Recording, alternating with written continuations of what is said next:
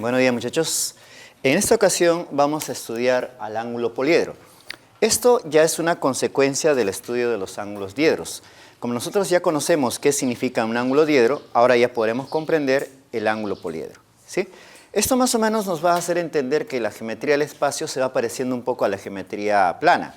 En la geometría plana hablamos de un ángulo, ¿se acuerdan? ¿Sí? Luego en la geometría del espacio hemos hablado del ángulo diedro, que son muy parecidos. En la geometría plana hemos hablado de los triángulos y de los polígonos. En la geometría del espacio vamos a hablar del ángulo poliedro y luego estaremos hablando del ángulo triedro, cuyas características van a ser muy parecidas. Incluso algunas cosas que nosotros ya hemos visto en los triángulos los podemos aplicar directamente a este capítulo. Correcto, así que este tema, considero yo, también debe ser un tema bastante sencillo, al igual que el tema del ángulo diedro. ¿Sí? Ya en esta parte la geometría del espacio se va haciendo un poco más amigable, más entendible, un poco más sencillo. ¿Sí? Cuestión de entender nada más las definiciones y los temas que debemos estar, ¿no?, considerando para estos casos. Muy bien, como siempre entonces, para entender lo que es el ángulo poliedro, entendamos primero su definición. ¿Correcto? Miren, para este caso vamos a tener un polígono, aunque también le pueden llamar una poligonal. Por cierto, esa palabra poligonal la vamos a ver aparecer otras veces, en otras ocasiones. ¿Qué es una poligonal?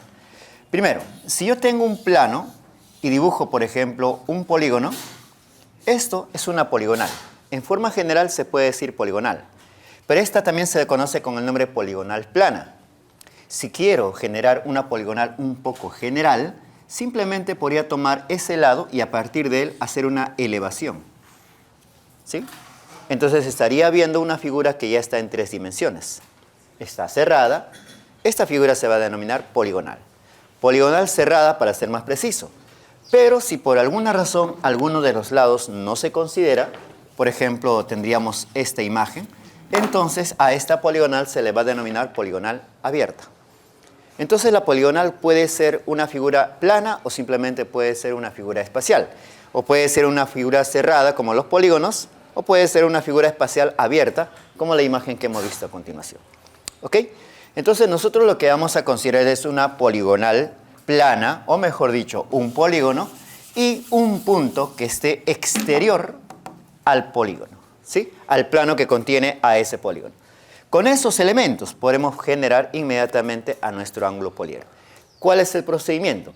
Vamos a trazar rayos a partir de este punto y que pasen por cada uno de los vértices de nuestro polígono. ¿Ok?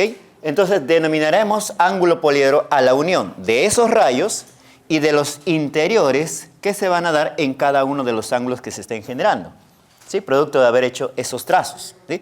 Acá hay un ángulo A1 o A2. Ese ángulo y su interior formarán parte del ángulo poliedro. Asimismo, el ángulo A2 o A3, ese ángulo y su interior formará parte del ángulo poliedro. Y asimismo, muchachos, todos los ángulos que se vayan a generar y sus interiores constituirán lo que sería nuestro ángulo poliedro.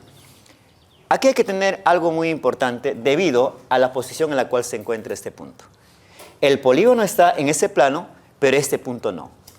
Eso significa que cuando yo tenga que generar un ángulo poliedro, ninguna recta podría ser parte de este ángulo poliedro. ¿Cómo es eso de que ninguna recta? ¿Te imaginas cómo podría ser una recta que esté contenida en este ángulo poliedro? Ojo, el ángulo poliedro sería toda la superficie que estarías viendo ahora que ya se ha gestado esta figura. Entonces, ¿cómo sería una recta si es que quisiésemos que esté, digamos, contenida en esta figura? Las rectas son infinitas, ¿verdad? Pero esto tiene una limitación. Se queda aquí nada más. No hay nada más arriba. ¿Correcto? Por lo tanto, no va a existir una recta que pueda estar contenida en esta. Alguien dirá, profe, pero ¿y la arista? No, la arista es un rayo. Recuerda que se trata de un ángulo. Entonces la arista sería un rayo y eso tiene una limitante. Este punto. Por abajo no va a pasar nada, ¿no? Se extiende infinitamente, pero por acá no. ¿Ok? Eso hay que tomar en cuenta porque para entender este ángulo poliedro y responder a esas preguntas que suelen hacerse, ¿sí?, hay que notar que empieza en un lugar, al igual que los rayos, y luego se extienden infinitamente hacia otro lugar. Lo que haya detrás de eso, bueno, no corresponde a nuestro ángulo poliedro. ¿Ok? Ahora, esta figura es un objeto superficial, como ustedes están notando. De esta forma, ese objeto superficial puede considerarse también dentro de los conceptos que hemos visto en la primera clase. Por ejemplo, conjuntos convexos y no convexos. Por ejemplo, la partición. o también la separación de puntos, ¿sí? De un plano. Todo esto, muchachos, para entender correctamente lo que sería nuestro ángulo poliedro. ¿Ok? Entonces, hagamos esas preguntas sueltas, ¿sí?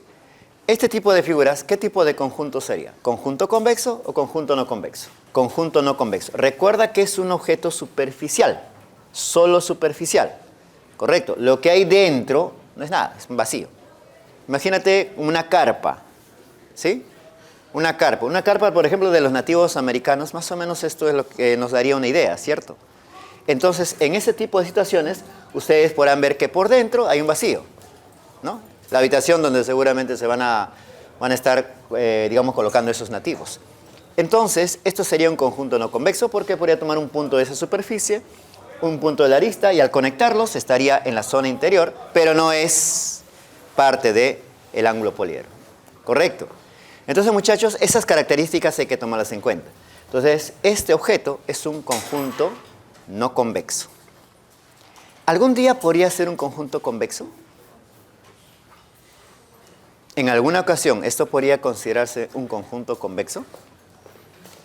La única manera en que esto pueda ser un conjunto convexo es que sea plano. ¿Y esto puede ser plano? Por la forma como se ha definido, este polígono está en el plano, pero el punto no está en el plano, entonces se genera una figura que se va abriendo en este sentido. Este punto tendría que estar acá, ¿sí? Para que pueda generarse un plano. Y esto nos haría digamos, esto lo podríamos visualizar en una situación cotidiana, o tal vez cuando ustedes hayan ido a la playa. En la playa, o tal vez ahora que ya estamos en un invierno, unas fechas bastante frías, ¿no? En algunas ocasiones ya va a empezar a llover seguramente. Ustedes van a necesitar de este aparato para poder cubrirse, si es que hace lluvia, ¿cierto? Una sombrilla o un paraguas. ¿Cómo se le llama? ¿Sombrilla o paraguas? ¿De qué depende? Es lo mismo, creo, ¿no? Sombrilla cuando hace sol, paraguas cuando llueve, ¿no? Al final es el mismo aparato. Bien, este dispositivo, muchachos, como ustedes pueden notar, también es un objeto tridimensional. Pero en alguna ocasión, alguno de ustedes podría aplastarlo seguramente y convertirlo en un plano. Eso haría que la figura deje de ser un ángulo como este, un ángulo poliedro, y se convertiría, ¿ya?, en un plano. Correcto. Entonces, esas consideraciones hay que tomarlas en cuenta si nosotros queremos entender a este ángulo poliedro. Entonces, ¿el ángulo poliedro podría ser un conjunto convexo? La respuesta es jamás, ¿sí? Nunca va a poder ser un conjunto convexo. Siempre será un conjunto no convexo. Ahora, dependiendo del polígono que estamos observando, también podríamos decir si el ángulo poliedro es convexo o si es no convexo. Ahora ya no estoy utilizando la palabra conjunto, ¿sí? Al igual que en el caso de los polígonos. Muchachos, si yo dibujo este polígono, ¿qué tipo de polígono es? Y si yo dibujo este otro polígono, ahí puedes ver la diferencia. Este se llama polígono convexo, ¿sí o no? ¿Y este? Obviamente no convexo. ¿Qué figura estás viendo aquí abajo? ¿Qué tipo de polígono es este pentágono? Convexo. Entonces, al ángulo poliedro también le vamos a denominar ángulo poliedro convexo.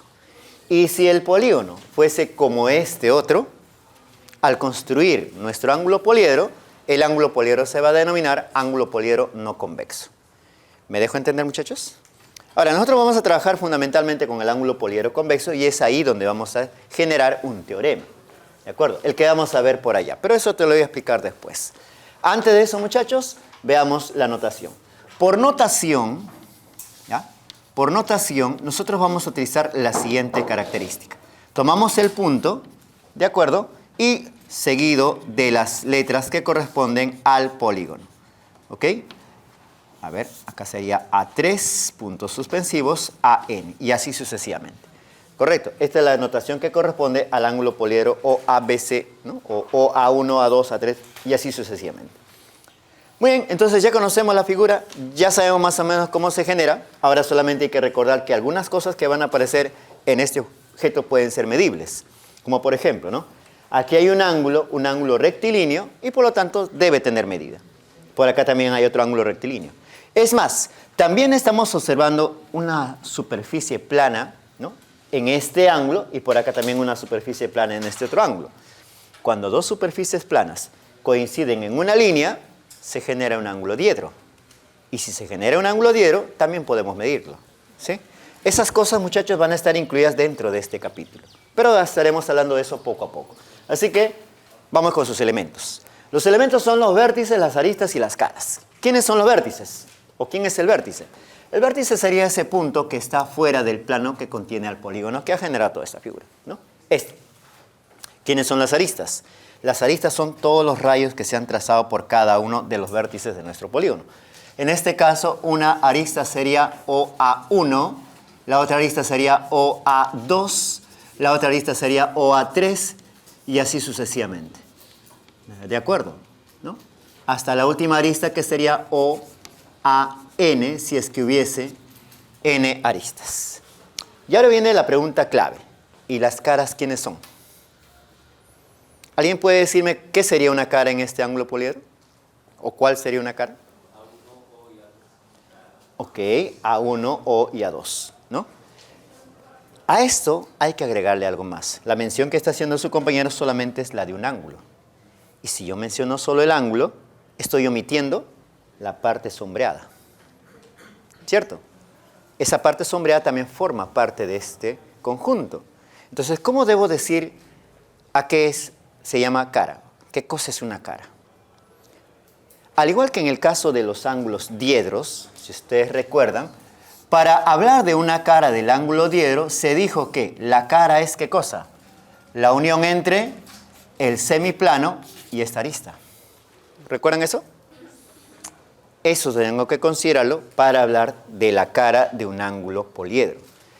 ¿Ok? Entonces, ¿quiénes son las caras? Son, vamos a escribirlo por acá, las uniones. ¿Uniones entre quiénes?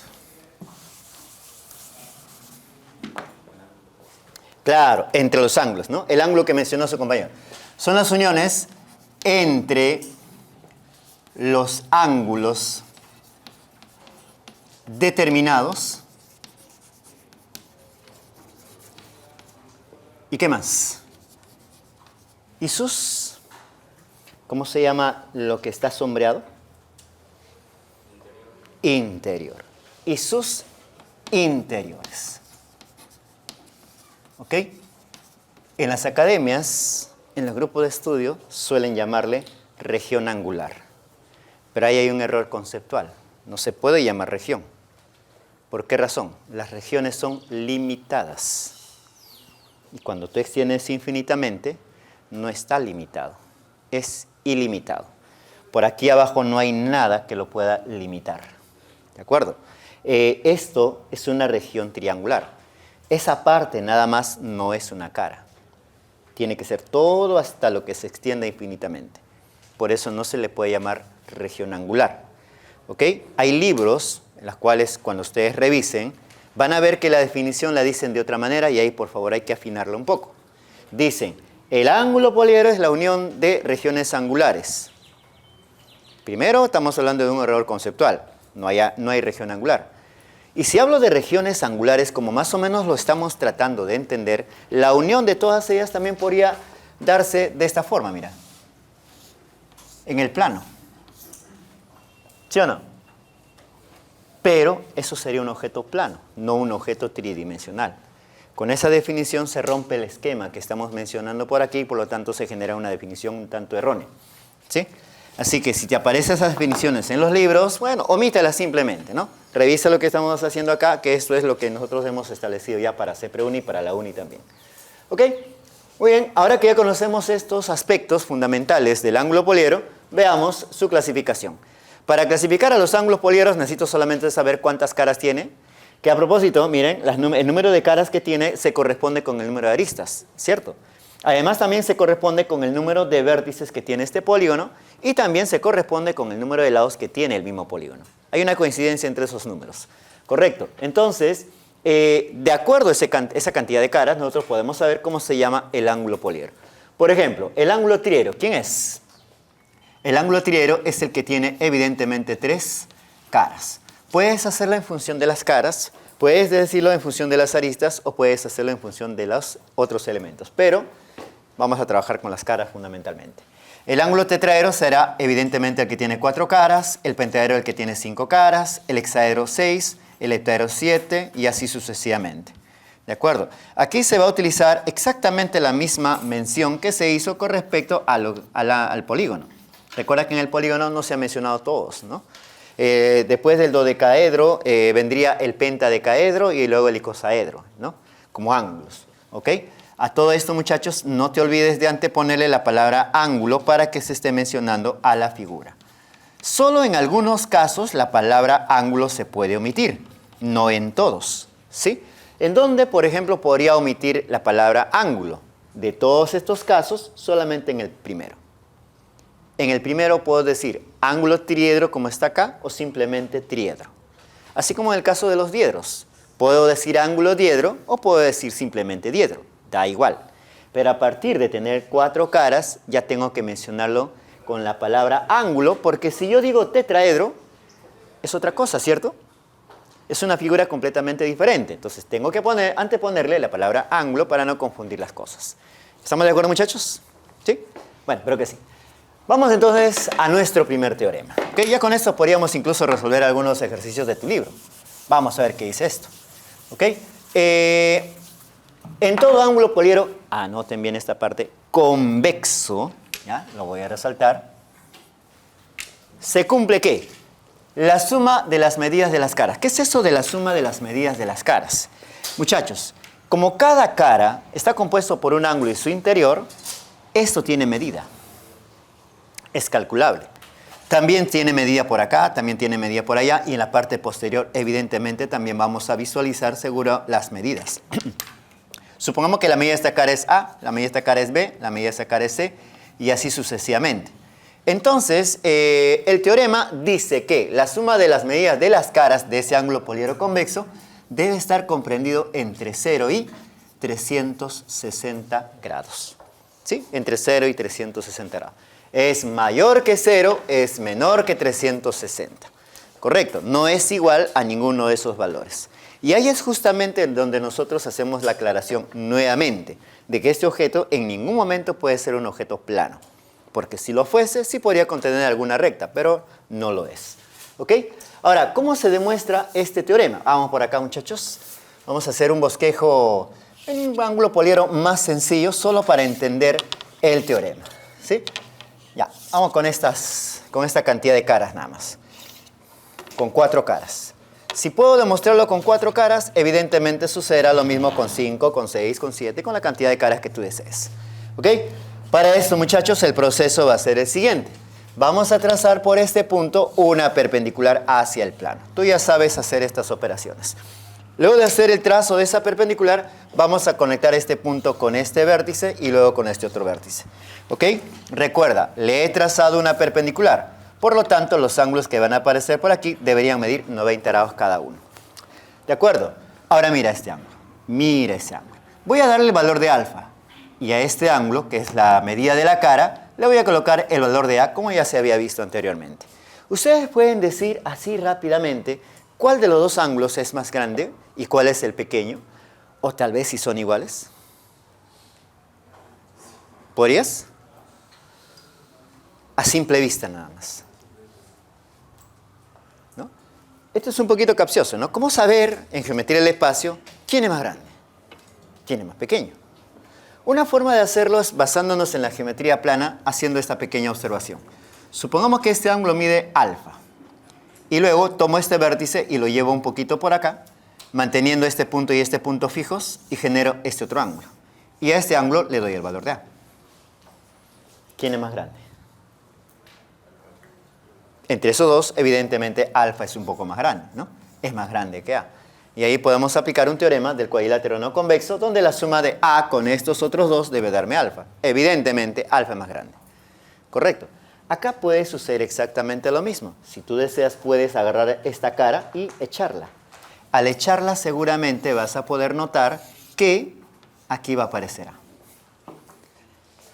¿Cierto? Ahora, eso puede no ser tan comprensible para algunos.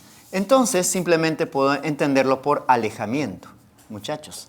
Este puntito está en esta posición, pero da la impresión como que este punto se ha alejado del plano. Imagínate alejarlo más, hasta el infinito. ¿Qué va a pasar con el ángulo? Cada día se va cerrando más sus lados, ¿cierto? Haciéndose cercano al cero quizás, pero este va a mantener su valor.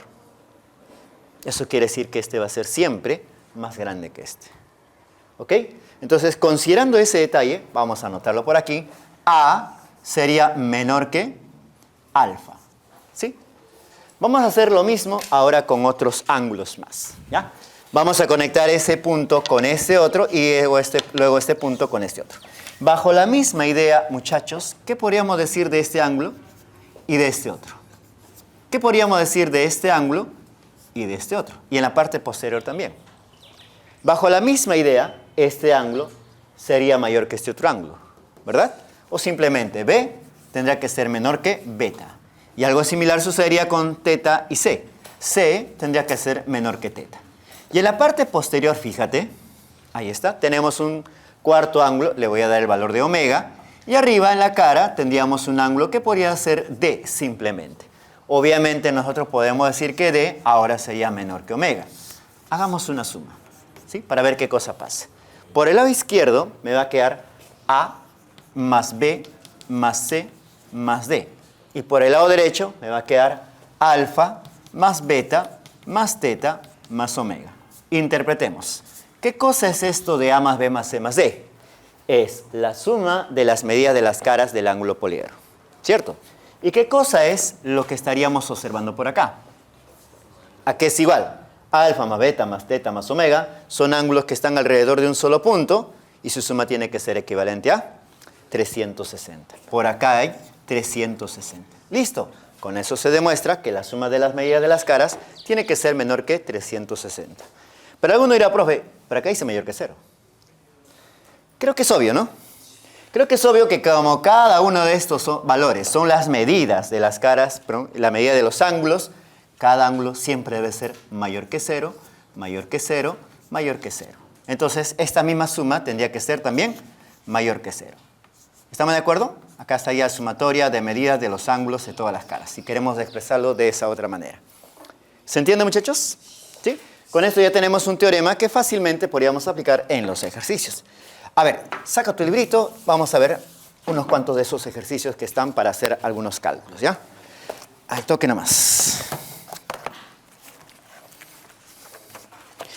Estos problemas ya corresponderían al grupo de ejercicios desde el número 91, ¿no? Ya, pero vamos a la pregunta número 95. ¿Ya? Pregunta número 95, ubícate ahí. Ejercicio número 95. ¿Ya? ¿Qué dice este ejercicio? Escucha, dice, en un ángulo pentaedro, ¿qué significa? 5 caras. En un ángulo pentaedro, 4 de sus caras miden 80, 60, 50 y 40. Me dice, calcule el máximo valor entero de la medida de la quinta cara. Sencillo, ¿verdad? Claro. Tú vas a decir, si la quinta cara mide X, eso sumado de las otras caras, 80 más 60 más 50 más 40, tendría que ser menor que ¿cuánto? Menor que 360. Ya está. La suma por acá sería, si no me equivoco, 230. O sea que X debería ser menor que, mira, 230 lo mando por allá, sería menor que 130. Listo. Me piden saber cuál es el máximo valor de esta cara. Entonces, X máximo y al mismo tiempo entero sería igual a ¿cuánto? 129. ¿Hay clave? Obviamente sí. ¿Cierto? Listo. Ya tenemos entonces la resolución de un problema de manera directa. La pregunta 94. Retrocedemos, ¿ya? Pregunta 94. Esta también es una pregunta interesante que se ha aplicado de muchas maneras en los ejercicios, ¿no?, de prácticas calificadas, así que sería bueno resolverlo. Dice, las medidas de las caras de un ángulo hexaedro. ¿Qué cosa es un ángulo hexaedro? El que tiene 6 caras. Las medidas de las caras de un ángulo hexaedro convexo, ¿ya? Convexo, son números enteros que están en progresión aritmética de razón 20. ¿Sí? Las medidas de las caras están en progresión aritmética de razón 20. Entonces, para este tipo de situaciones, muchachos, hay que saber distribuir las medidas de las caras. ¿Sí? Una cara, por ejemplo, puede ser la que mida A. A partir de esto, vamos a generar a las demás caras. Una cara sería la que le sigue en progresión aritmética, debería ser A más 20, ¿cierto? La que le sigue a esta cara podría ser A más 40. Y la que le sigue a esta cara podría ser A más 60. Y esto lo puede hacer hasta completar todas las caras. Pero también es recomendable escribir por el otro lado. Acá me quedaría A menos 20 y por acá me quedaría A menos 40.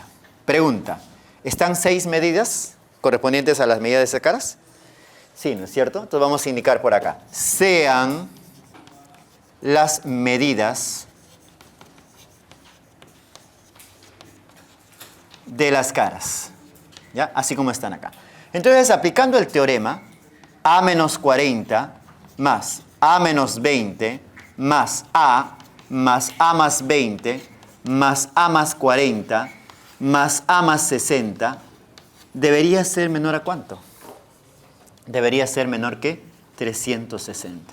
¿Cuántas veces A aparece? 6 veces A. Este menos 40 se va a cancelar con este más 40. El menos 20 con este más 20. Pero me está quedando un 60. 6A más 60 sería menor que 360.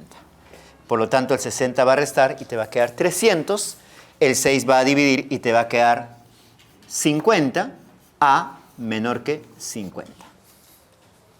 Está bien, ¿no? A menor que 50. Y me piden calcular el máximo valor entero de la medida de la tercera cara. ¿Cuál es la tercera cara? Primera, segunda, tercera. Esta es la tercera cara.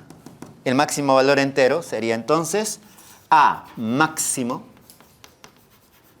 y al mismo tiempo entero igual a ¿cuánto? Igual a 49 seguramente, ¿no?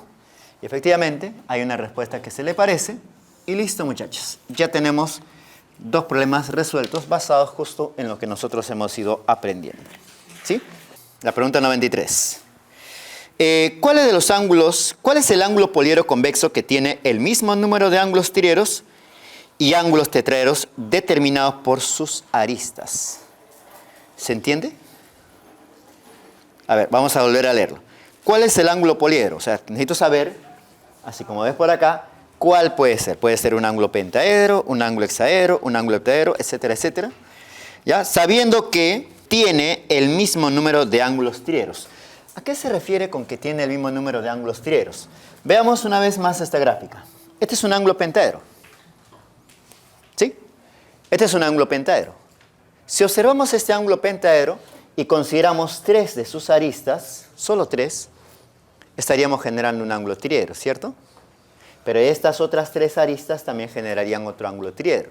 Y las 3 aristas que están por allá también. Incluso podría combinar esta arista con esta arista con esa arista. La pregunta sería, ¿cuántos ángulos triedros se van a generar? ¿Cómo lo obtengo? Combinatoria, ¿cierto? De la cantidad de aristas tomadas de cuánto en cuánto. Para formar ángulos triedros necesito 3 aristas. Combinatoria de 5 aristas tomado de 3 en 3. Pero también me hablan de ángulos tetraedros. Si entendí qué cosas son los ángulos triedros que se van a generar, puedo entender cuáles son los ángulos tetraedros que se van a construir, ¿no? Un ángulo tetraedro sería considerando 4 de sus aristas. ¿Sí? Y hago nuevamente la combinatoria. ¿Ya? Ya, habiendo entendido eso, vamos al problema, ¿ya? Veamos qué dice acá.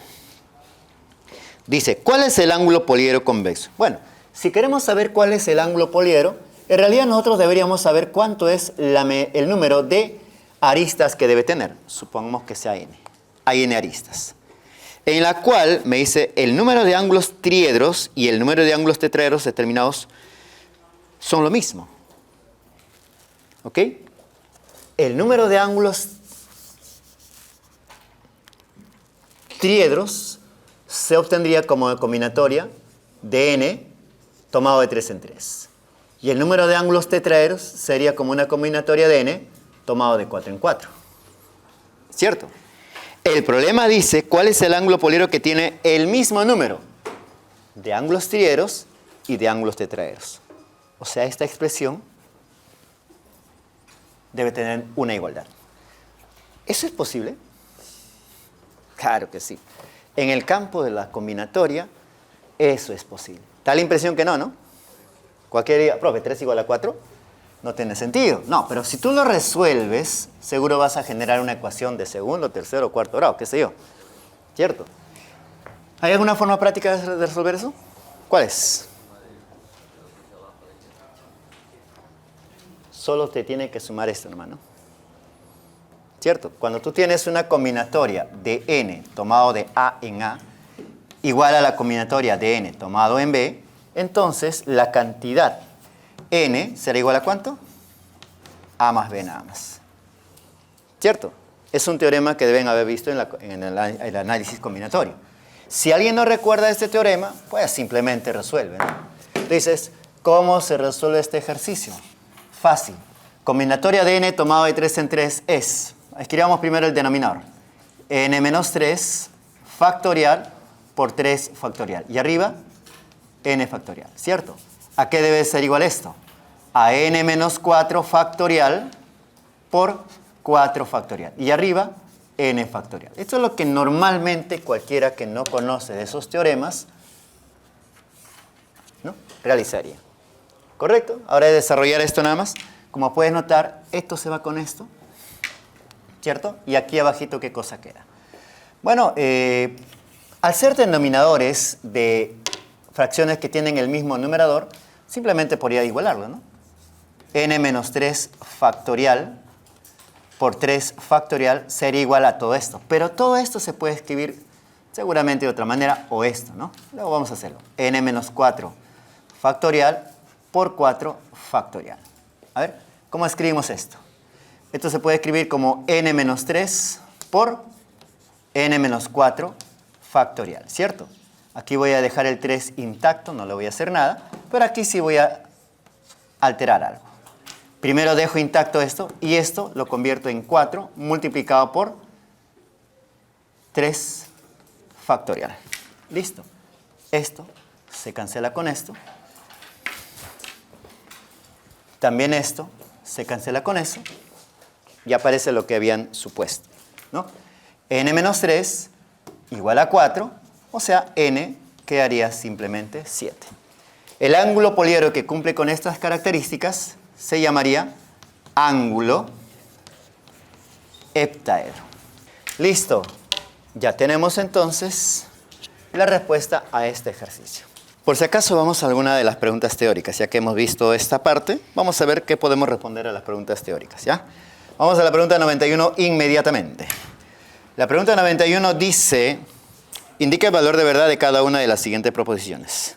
Primera, si la intersección de un rayo y un ángulo poliedro es un rayo, ¿qué es afuera? Dice, si la intersección de un rayo y un ángulo poliedro es un rayo, entonces dicho rayo es la arista del ángulo poliedro. ¿Qué opinas? ¿Verdadera o falsa esa proposición? Mira, vamos a representar un ángulo poliedro más o menos así. ¿Sí? Atrás hay otra arista. Y nos dice, si la intersección entre este ángulo poliedro y un rayo, al revés, ¿no? La intersección de un rayo y un ángulo poliedro es un rayo. ¿Cómo es eso? Así dice, ¿no? Si la intersección de un rayo y un ángulo poliedro es un rayo. ¿Qué significado se le da a esto? Pues que el rayo está contenido así. O el rayo puede estar contenido así. O el rayo puede ser así.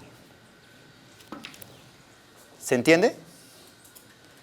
Ahora interpreta una vez más. La intersección entre uno de esos rayos, entre este rayo naranja y el ángulo poliedro. Intersección. ¿Me da el mismo rayo, sí o no? La intersección de este otro rayo y el ángulo poliedro. Me da el mismo rayo. A eso se refiere. ¿Ok? Bajo esas condiciones, entonces, dicho rayo es una arista del ángulo poliedro. ¿Esto es una arista del ángulo poliedro? No. ¿Esto? Tampoco. ¿Y esto? Sí. ¿Qué valor le damos a esta proposición? Le damos valor falso, ¿no? Porque no necesariamente, no siempre puede ser una arista. ¿Ya? Listo. Primera proposición, falsa. Vamos a la segunda. Si un rayo está contenido en una cara, mira, como la que estás viendo por aquí. Oye, ¿también no sería ese caso? ¿Este rayo está contenido en una cara, sí o no? Claro. ¿Qué es una cara? Es la unión entre los ángulos y sus interiores. ¿Sí? Entonces, toda esta región sería una cara. Este rayo está contenido en esa cara. ¿Ya? Hay dos casos.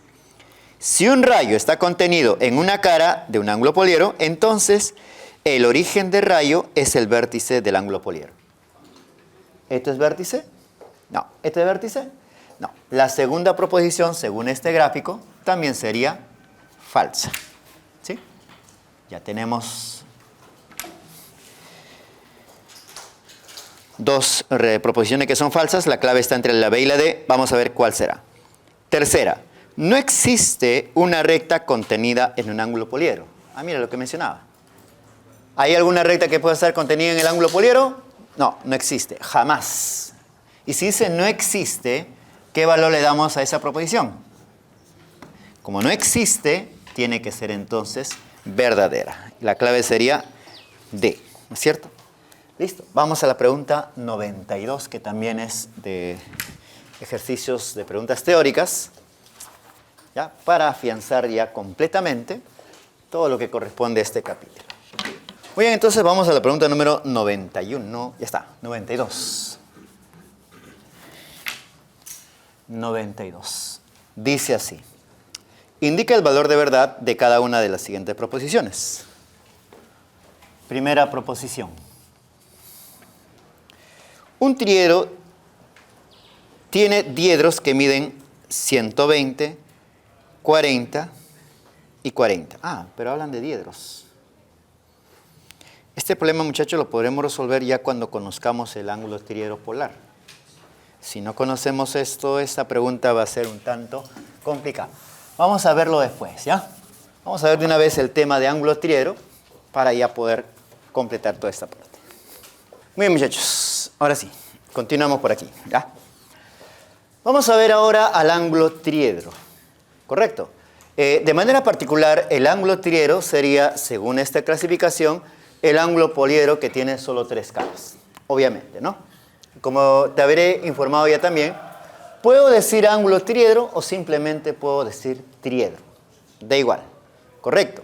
Ahora, el ángulo triedro, al igual que en el caso de los triángulos, ya por naturaleza va a ser siempre un mismo tipo de polígono. Vamos a ver a qué me refiero. Si yo dibujo un cuadrilátero, el cuadrilátero puede presentar estos dos aspectos. ¿Cuál es la diferencia? Cuadrilátero convexo, cuadrilátero no convexo. ¿Y acá? ¿Hay algún triángulo que sea como este cuadrilátero? No existe. Los triángulos por naturaleza van a ser convexos, polígonos convexos. Entonces, cuando hablamos de un ángulo triedro, igualmente, por naturaleza, va a ser un ángulo poliedro convexo. Si eso es correcto, entonces de seguro el teorema que estamos viendo por allá va a funcionar inmediatamente, ¿no? Sin hacer ninguna preocupación sobre eso, inmediatamente eso ya se va a dar. Luego lo estaremos mencionando. ¿Ok? Entonces, en este ángulo poliedro, de manera más sencilla, los elementos podrían mencionarse fácilmente, ¿no?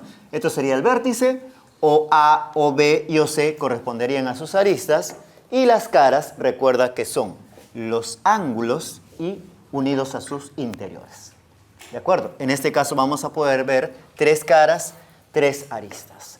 Ahora, para trabajar de manera correcta con este capítulo, específicamente con el ángulo triedro, vamos a recordar cómo se trabajaba con los elementos de un triángulo cualquiera. Normalmente se decía, si estos eran los vértices A, B y C del triángulo, por una cuestión de orden, a cada uno de los lados se asociaba longitudes como estas. A correspondiente a este vértice, B correspondiente a este otro y C correspondiente al otro. Esa es una recomendación, básicamente. Tú puedes hacerlo como te dé la gana.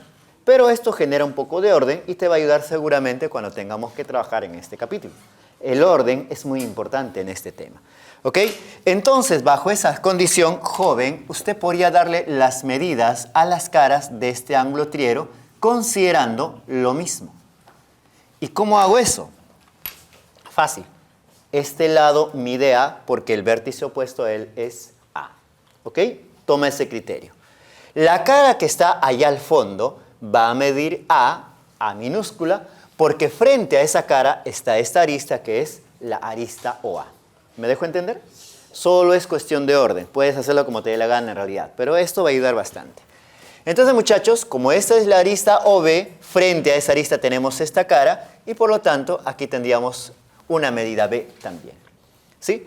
La arista OC está al fondo, no sé si pueden interpretar ustedes ese gráfico, ¿cierto? Entonces, la cara que estamos viendo por aquí adelante debería ser una cara que mide C. Ahora que ya está establecido esta relación, muchachos, ya podemos hablar de un teorema, ¿sí? Hemos visto teorema que se da, por ejemplo, para un ángulo poliedro convexo.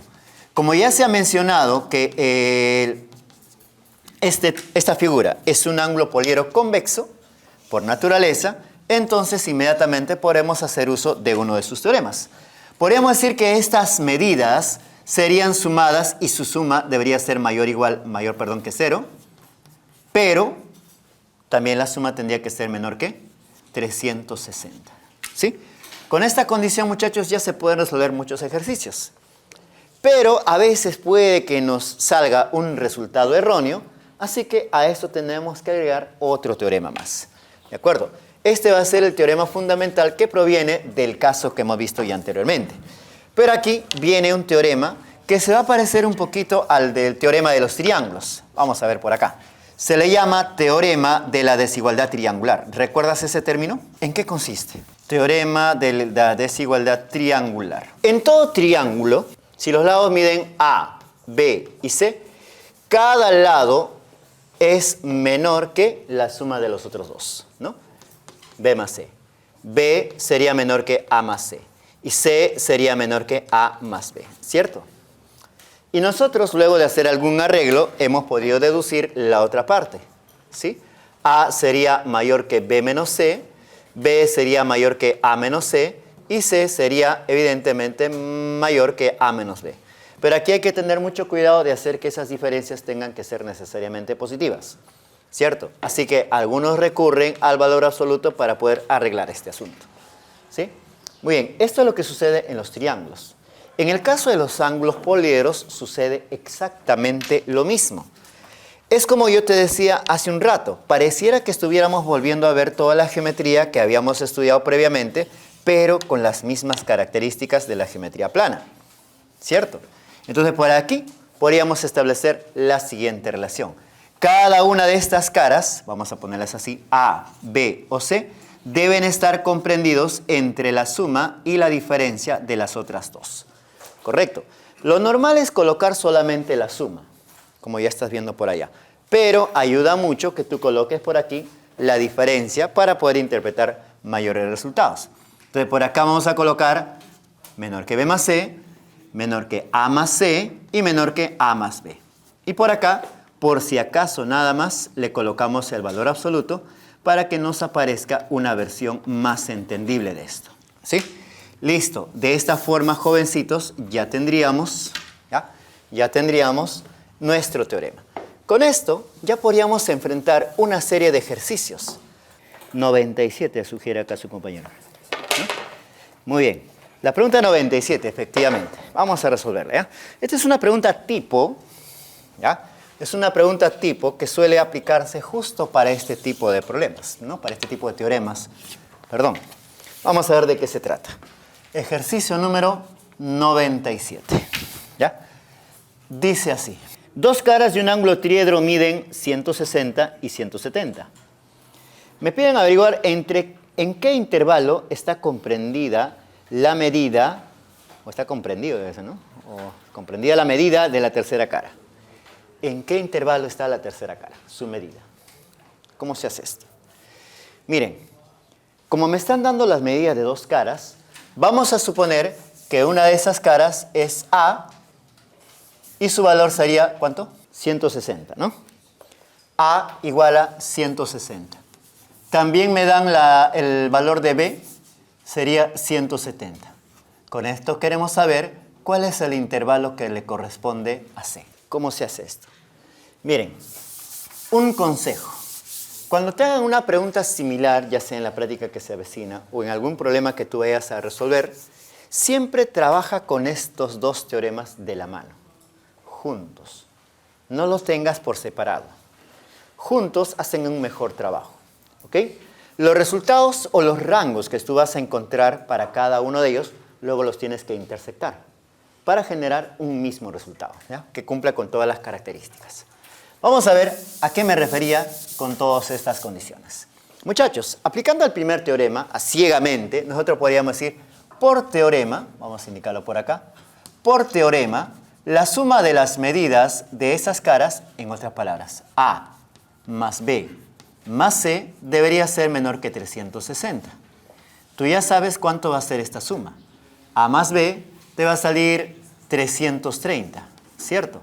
330 más el valor de C es menor que 360. O sea que C debería ser menor a ¿cuánto? Debería ser menor a 30 grados. ¿Sí? Ya tenemos una parte del problema. Vamos ahora al otro teorema. Por teorema de la desigualdad triangular. ¿De acuerdo? Vamos a ponerle simplemente por teorema, aplicando el otro teorema. Aplicando el otro teorema, el valor de C debería ser menor y mayor que la suma por este lado y la diferencia por el otro lado. La suma sería entre A y B y la diferencia sería, mira, B es más grande. La diferencia será B menos A. ¿De acuerdo? Entonces, bajo ese orden, B menos A, según este par de datos, sería por acá 10. Y la suma, bueno, eso ya lo habíamos averiguado, sería 330. Si hubiese considerado solo ese teorema ciegamente, habría obtenido este rango de valores. Cualquiera habría supuesto que tal vez no habría clave. Pero como ya te estoy indicando, siempre debes trabajar con los dos teoremas al mismo tiempo y de la mano, entonces aquí tienes otro rango de valores. ¿Sí? Lo que tienes que hacer es una intersección inmediatamente para poder obtener el resultado. Miren, naturalmente, normalmente, cualquier estudiante que enfrente este tipo de ejercicios tendría que dibujar por acá una recta numérica, normalmente, colocar los valores que ha encontrado, ¿no? 10, por ejemplo. ¿Qué otro valor encontramos? 30, ¿sí? ¿Y cuál más? 330, ¿cierto? Harías esto. Para este caso, 330, ¿no? 330. Para este caso, sería desde 10 hasta 330, se vería en esta parte. Y para el otro caso, mayor que 30, se vería desde aquí en adelante. ¿Sí? Cuando te hablo de la intersección sería ¿cuál? ¿Está bien hecho esto? Es menor a 30, ¿no? Abrí por el otro lado. Ya. Claro, tienes razón. Me voy para el otro lado. Listo, estás atento. Si es menor a 30, entonces por aquí estaría la intersección. Me parecía raro ya. Por ahí estaría la intersección. Eso significa que C pertenecería a ¿qué rango de valores? Abierto en 10, ¿cierto? Hasta 30. Con esto ustedes pueden deducir el valor máximo entero y el mínimo entero. ¿Cuál sería el mínimo entero, por ejemplo? El mínimo entero. 11, ¿verdad? El mínimo entero sería 11. ¿Y el máximo? 29. ¿Cierto? ¿No? Hay preguntas que suelen hacerse de esa forma y este es el estilo de cómo debe resolverse, ¿no? Obviamente, ustedes pueden simplificar pasos. ¿Sí? Acá lo estoy poniendo bien detallado para que ustedes puedan entenderlo bien, ¿no? Revísalo una y otra vez hasta que lo comprendas y ahora sí nos vamos a los siguientes teoremas, ¿sí? Muy bien, ahora que hemos entendido esto, muchachos, podríamos entender también otro concepto que puede ser un poquito más complejo de todo lo que ya hemos visto, ¿sí? Que se llama los triedros suplementarios. ¿Han oído hablar de los triedros suplementarios? También se les llama triedros polares. Aunque hay una pequeña diferencia entre ambos, pero los teoremas que se van a cumplir para los dos son lo mismo. ¿Sí? Pero, muchachos, para entender este concepto, voy a partir de su demostración y a partir de eso extraemos lo que vamos a utilizar nada más. ¿Sí? Solo para entender el por qué. Correcto, así que vayan tomando nota. Un ratito voy a tomarme un tiempito para dibujar lo que corresponda, ¿sí? Ya para hacerte la explicación correspondiente. ¿Ya? Muy bien. Dime si entiendes la imagen, ¿no? Un poquito complicado, ¿no? Pero esta imagen la ven todo el tiempo. En este salón está. ¿Ya? Vamos a tratar de entender poco a poco dónde está esta imagen para poder deducir a partir de él los teoremas que necesitamos. Vamos a hablar en esta parte de los llamados triedros suplementarios, ¿sí? Y vamos a ver cuál es el concepto en sí para que nosotros podamos entender perfectamente este capítulo. Bien, aquí estamos observando dos triedros que se están intersectando. El triedro de color azul se abre hacia abajo, como ustedes pueden notar, ¿sí? Vamos a resaltar un poquito más esta parte. Y por el contrario, el triedro de color verde se abre hacia arriba, ¿no? Esto es completamente notorio en ambas figuras. ¿Listo? Otro detalle más. Cada arista de cada triedro interseca a la cara del otro. Por ejemplo, la arista, vamos a por acá, esta arista del triedro de color azul interseca en este punto a la cara que estarías viendo por aquí, del triedro de color verde. Lo mismo hace esta arista, interseca a la cara que está al costado por acá y a la cara que está al otro costado en este puntito. ¿Sí? Esto hay que entenderlo muy bien, jóvenes, para poder hacer la interpretación correcta del ángulo triedro polar y suplementario.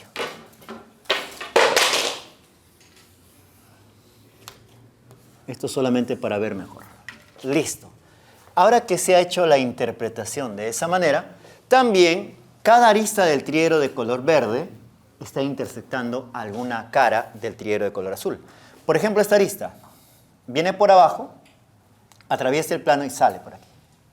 La misma esta otra arista viene por aquí abajo, atraviesa esta cara y sale de esta manera. En la parte posterior casi no se puede visualizar eso, pero ya con esto más o menos tenemos una idea de cómo es la figura, más o menos, ¿cierto? Entonces, la intersección entre esta arista y la cara que estamos viendo del triedro de color verde se dio en este punto, y al mismo tiempo la intersección entre esta arista del triedro verde y la cara del ángulo poliedro azul se ha dado por acá. Este punto y este punto, como pueden notar, pertenecen a una misma cara, ¿cierto? A la cara del triedro de color azul, pero si alguien lo ve, también pertenece a la cara del triedro de color verde. Como ambos puntos pertenecen a esa misma cara, el segmento que los une, de seguro, va a pertenecer a las dos caras al mismo tiempo. Estará contenido en ambos. ¿Sí? ¿Lo interpretan así? Y ese mismo procedimiento lo podemos observar por acá. Este punto y este punto pertenecen a la cara del triedro verde, al mismo tiempo también a la cara del triedro azul. Por lo tanto, si unimos esos puntos, vamos a encontrar por acá una intersección. ¿Ya se nota mejor? ¿Ya vas viéndole el aspecto, ¿no?, que se podría estar dando en esta figura? ¿Sí? Las otras partes va a ser un poquito complicada de verlas, pero también podemos hacerlo de alguna forma, ¿sí? Como este punto y este punto pertenecen a la cara que esté aquí adelante, obviamente podemos hacer una unión. Pero como va a estar cubierta por la cara del triedro de color verde, eso va a ser invisible. Estaría notándose así con líneas discontinuas. Algo similar por acá, ¿sí? Listo. En la parte posterior, allá atrás, también hay una intersección entre esta arista y la cara del poliedro azul, ¿cierto? Por cierto, la cara del ángulo poliedro azul a la justa se ve, ¿sí? Solamente voy a hacer esta representación así para tener una idea de hacia dónde va. Entonces, como ocurre una intersección, se daría en este punto. Y ese punto estaría contenido en la cara del triedro azul y en las caras que estamos viendo por acá del triedro de color verde. Por lo tanto, podríamos unir ese punto con este otro y estará contenido en ambos ángulos triedros, y así también podríamos hacer estas uniones y estaríamos viéndolas contenidas en ambos ángulos triedros. Ahora la imagen ya te parece un poquito más, ¿no?, apropiada. ¿Ya se interpreta mejor? ¿Sí? Ya. ¿Dónde es que vemos este tipo de figuras? Como te dije, en este ambiente está. Solo tienes que notarlo. Observe por favor ese punto y observe las líneas que salen de ese punto. ¿Puedes? Sí las ven, ¿no es cierto? Hay una línea vertical, hay una línea horizontal hacia allá y hay una línea horizontal hacia allá. Esas tres líneas estarían constituyendo un ángulo triedro. ¿Correcto? Ahora, tal vez no lo vayan a poder ver, pero quiero que por lo menos intenten visualizarlo. En la esquina izquierda, atrás, también hay un punto parecido. Hay una arista que se eleva, una arista que está en un zócalo y la otra arista que está en el zócalo posterior. ¿Cierto? Noten ustedes que ahí también hay un ángulo triedro. Y vamos a ver cómo se interpreta esto. El ángulo triedro, ¿están imaginando, no? ¿Sí? El ángulo triedro tendría una arista que va hacia arriba. ¿Sí? El techo sería la cara del triedro que está allá. ¿Cierto? Entonces hay una intersección. Es como se estaría dando justamente aquí. De igual manera, la arista que va en ese sentido, lo que está al lado izquierdo, intersecta a esta cara. Y esta es una de las caras de ese triedro. ¿Sí?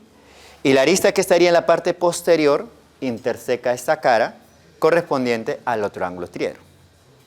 Ahora al revés. La arista esa, ¿a qué cara del otro triedro intersecta? Esta arista. Por cierto, ¿quiénes son las caras de este triedro que está en la esquina? ¿Cuáles son? Mencióname las caras. Una cara sería la que está allá izquierda, ¿no es cierto? Otra la que está abajo y otra que está atrás. Entonces dime, ¿a qué cara intersecta esa? A la de atrás. ¿A qué cara intersecta la arista que ves así? Hacia el piso, ¿cierto? ¿Y a qué cara intersecta esa otra arista? La intersecta por allá. Entonces, los vértices, esos opuestos, contienen a dos triedros que tienen una característica similar a esta. ¿Ok? Dos triedros que están intersectándose. En cualquier ambiente donde ustedes vayan a estar, siempre van a observar triedros que se intersectan de esta forma. La pregunta sería, ¿cuántos hay en este salón? Si hablásemos de un objeto cúbico, ¿cuántos habrían? Tú verías que cada dos vértices opuestos hay un par, ¿cierto? En los otros vértices opuestos vas a encontrar otro par, ¿sí? Arriba también hay otro par, ¿así?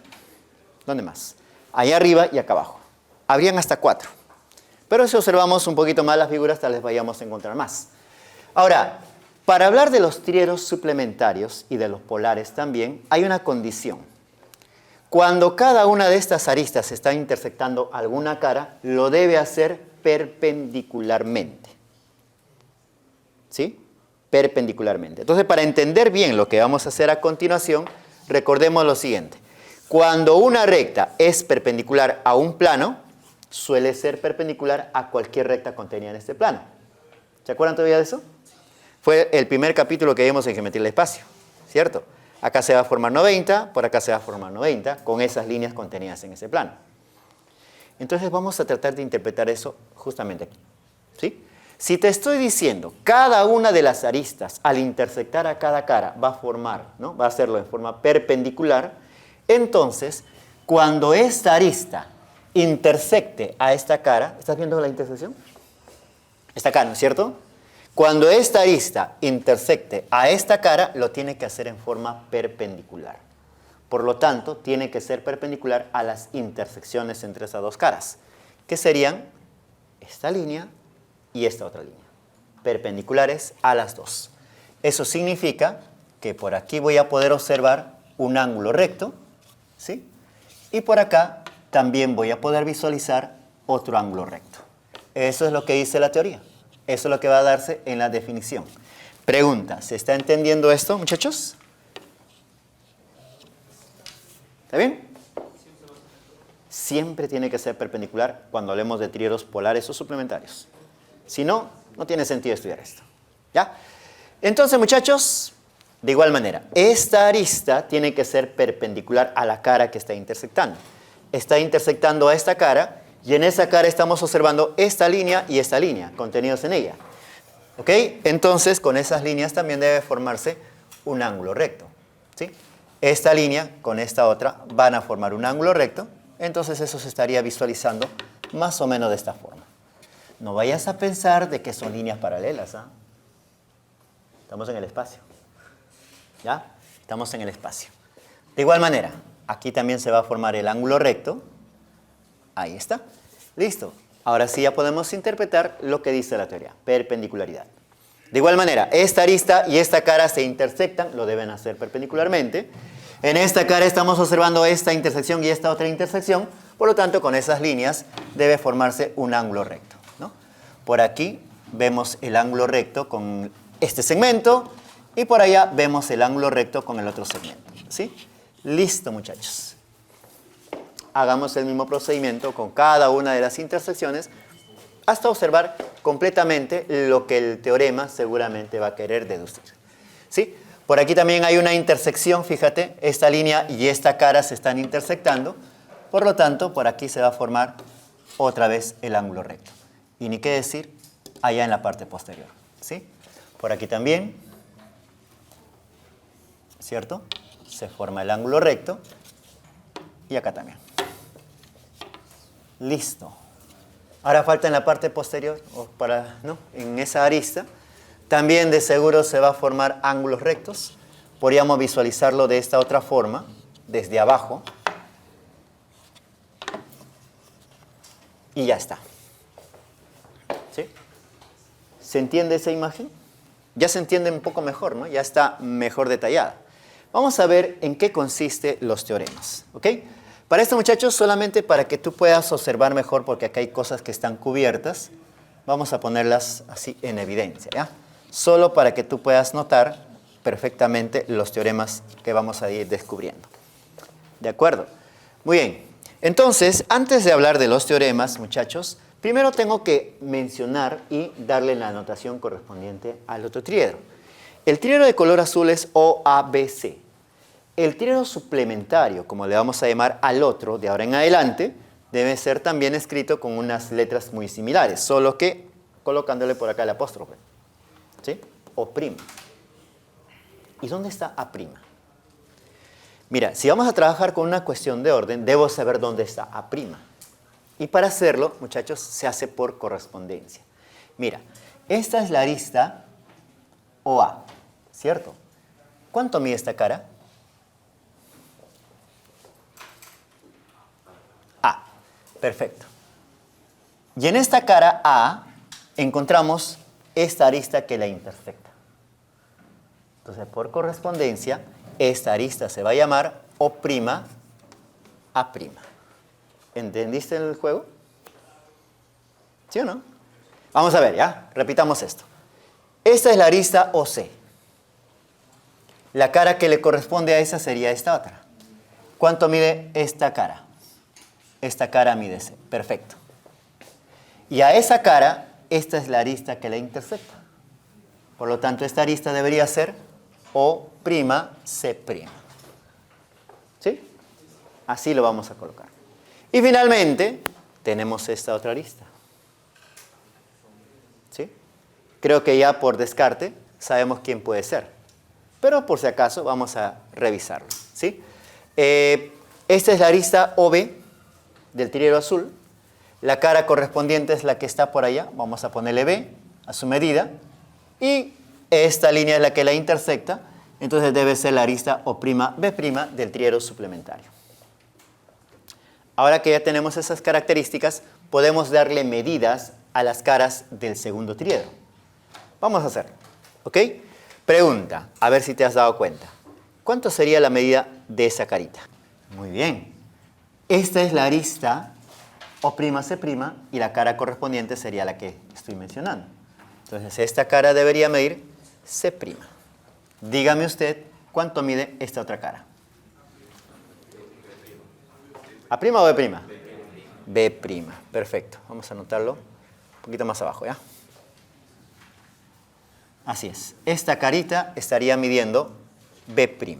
Y ahora la última. ¿Cuánto mide esta otra cara? Esta es la arista O'A'. Esta cara debería medir entonces A' también. Ya está. Ahora observemos un detalle, que es lo que seguramente por allá todavía no había explicado. Entre cada par de caras del triedro, también vamos a observar diedros, ¿sí? Cada diedro también debe nombrarse con la misma regla. Miren, voy a generar por acá un diedro en esta arista y vamos a darle su medida correspondiente, ¿ya? Recuerda que para obtener la medida del diedro debo trazar el ángulo plano o rectilíneo, como lo estoy haciendo en este momento. Ok, y entonces aquí está la medida de ese diedro. Vamos a suponer que la medida del diedro A, y es correspondiente a esta arista, vamos a ponerle el valor de alfa. ¿Sí? También utilizamos la misma regla, ¿ya? La misma convención. Entonces, si trazamos perpendiculares a la arista que está allá arriba, ¿sí?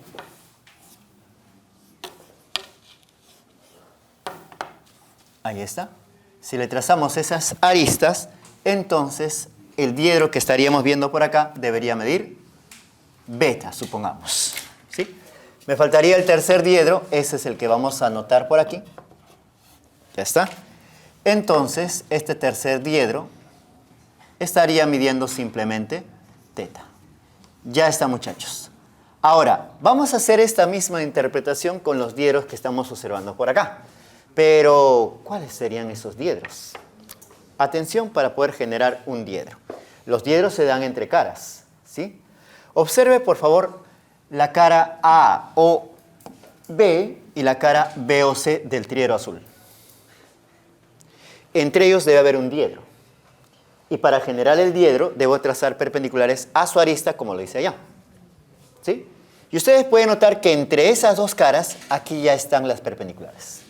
Ya no tengo que hacer mucho esfuerzo. ¿Ok? Entonces, debo darle una medida a este diedro. ¿Cuál sería la medida que le asociaría normalmente? Para saberlo, muchachos, me fijo en la arista correspondiente. Esta arista es OB. Entonces, el diedro que voy a asociar por acá debe ser beta. ¿Ok? A ver, vamos entre la cara AOB y la cara AOC, la cara posterior. Acá adelante y la cara que está atrás. ¿Sí? Las perpendiculares a la arista común serían estas dos. Entonces, aquí está apareciendo la medida de ese diedro. ¿Puedes asignarle su medida? Claro, o A, alfa tiene que ser. Por eso es importante el orden, para poder distinguir rápidamente los teoremas. Y creo yo, ya te das cuenta que aquí está el tercer diedro. ¿Lo notaste? ¿Cuánto mide? Ese tercer diedro va a medir teta. Ahora vamos a hacerlo para el otro. ¿Sí? La misma regla de juego. ¿Ok? Observe. Entre la cara que está delante, que sería A' o' C', y la cara que está aquí a la derecha, pero atrás, A' o' B', entre esas dos caras, el diedro se daría en esta arista. Tengo que trazarle perpendiculares a esa arista. Aquí tienes una, aquí tienes la otra, entonces ya tienes la medida de ese diedro. ¿Puedes decirme cuánto sería la medida de ese diedro? Está en O'A', entonces tendría que dársele el valor de A alfa prima. Correcto, muy bien. Lo demás creo que tú te vas a dar cuenta solito, ¿cierto? Dime tú, ¿cuánto mide este diedro? O'C' sería teta prima, ¿sí? Y me falta un último diedro, ese está por allá. Dime cuánto mide. Esto estaría midiendo beta prima porque está en la arista O'B'. Ya está. ¿Y ahora qué? Ahora nacen los teoremas. Ahí es donde aparecen los teoremas. Y tú solito te vas a dar cuenta de los teoremas que se van a generar. Vamos a ponerle por acá teoremas. ¿Ya? Teoremas. ¿Qué teoremas son los que estarías observando? ¿Notas algo? Yo estoy seguro que algo estás notando. Quizás no lo quieres decir, pero ya está apareciendo algo. ¿Sí? ¿Qué aparece? A ver, observemos atentamente el triedro de color azul nuevamente, ¿ya? E identifiquemos sus caras. Una cara mide A, la otra cara mide C y la cara posterior mediría B. ¿Sí? Observe por favor atentamente esta cara. La que mide A. Ya la viste. Mira un poquito más abajito. Hay un ángulo recto. Mira un poco más abajo. Hay otro ángulo recto. Debes notar que aquí acaba de aparecer un cuadrilátero contenido en esta cara. Es un objeto plano. ¿Sí o no? Y en esa cara, en ese cuadrilátero, los ángulos miden 90 cada uno. Por lo tanto, ¿cuánto va a sumar este ángulo con este otro ángulo? Van a sumar 180. Y ahí nace el teorema. ¿Sí? Ya, repetimos, muchachos. Repetimos. En esta cara observamos un cuadrilátero que tiene dos ángulos rectos como vértices, ¿no? En sus vértices opuestos. ¿Cuánto deben sumar este ángulo y este ángulo? Deben sumar 180. Entonces vamos a escribir así. A más alfa prima, ¿cuánto me da? Me da 180 grados. Esto corresponde a nuestro teorema y nosotros lo vamos a interpretar de la siguiente manera. Escúchame. Cuando dos triedros son suplementarios, como el caso que estamos viendo por acá, las caras de uno son los suplementos de los diedros del otro. Esto es una cara, la medida de una cara, y esto es la medida de un diedro, ¿sí o no? Esta es la medida de la cara del triedro azul, y esto es la medida del diedro verde. Entonces, una cara y un diedro en ambos son suplementarios. Vamos a ver si eso es cierto en los otros casos. ¿Ok? Por acá tenemos una cara que mide C. Voy a escribirla por acá. ¿Correcto? Y aquí tenemos un cuadrilátero. Tú ya habrás notado que es un cuadrilátero inscriptible hace rato, ¿no? 90 por allá, 90 por acá. No interesa que sea inscriptible. Lo que nos interesa es que estos ángulos suman 180. Por lo tanto, estos otros dos tienen que sumar necesariamente 180. Entonces me sale C y teta prima también igual a 180. Entonces ahora tú deduces el otro teorema. B, ¿con quién? Con beta prima. ¿Cuánto van a sumar? Van a sumar obviamente 180. Y ya está. Ahí está el teorema. ¿Se entiende, muchachos? ¿Sí? Obviamente esto se estaría dando entre las caras del triedro azul y los diedros del triedro verde. Ahora vamos al revés. Aquí están las caras del triedro verde y al mismo tiempo beta, teta y alfa son los diedros en el triedro azul. Fíjate, cara azul, acá está beta. Vamos a ver qué es lo que pasa. Empecemos con esta cara A'. ¿Sí? A'.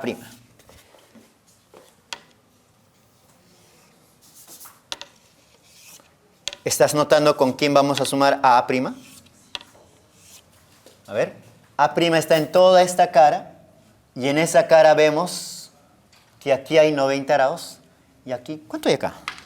Si a un costado es 90, por aquí al otro costado también es 90, ¿verdad? Hay 90 por acá, hay 90 por allá, hay un cuadrilátero que tiene dos ángulos rectos, así que los otros dos tendrían que sumar también 180. O sea, A' y alfa van a sumar 180.